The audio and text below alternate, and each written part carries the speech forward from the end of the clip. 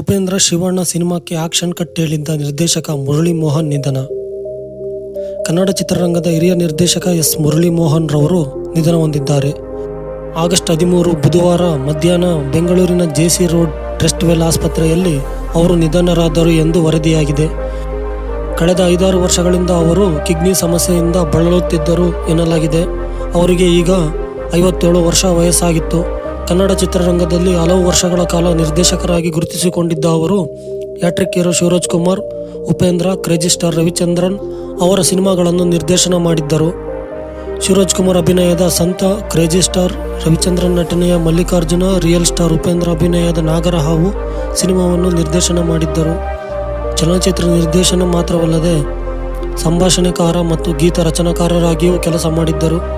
ನಿರ್ದೇಶನ ಮಾತ್ರವಲ್ಲದೆ real star ಉಪೇಂದ್ರರವರ ಜೊತೆಗೆ ತರ್ಲೆ ನನ್ನ ಮಗ, ಓಂ, ಎ, ಉಪೇಂದ್ರ ಕೆಲ ಚಿತ್ರಗಳಲ್ಲಿ ಸಹ ನಿರ್ದೇಶಕರಾಗಿ ಕೆಲಸ ಮಾಡಿದ್ದಾರೆ. ನಟನಾಗಿಯೂ ಕೂಡ ರಾಜ್ ಮತ್ತು ಇನ್ನಿತರ ಚಿತ್ರಗಳಲ್ಲಿ ಕಾಣಿಸಿಕೊಂಡಿದ್ದಾರೆ. ಈ ಹಿಂದೆ ಅವರು ಮೂತ್ರಪಿಂಡ ವೈಫಲ್ಯ ಹಿನ್ನೆಲೆ ವೈದ್ಯಕೀಯ ನೆರವನ್ನು ಕೋರಿದ್ದರು. ಅವರ ನಿಧನಕ್ಕೆ ಆಪ್ತರು, ಕನ್ನಡ ಚಿತ್ರರಂಗದ ಸೆಲೆಬ್ರಿಟಿಗಳು ಕಂಬನಿ ಮಿಡಿದಿದ್ದಾರೆ.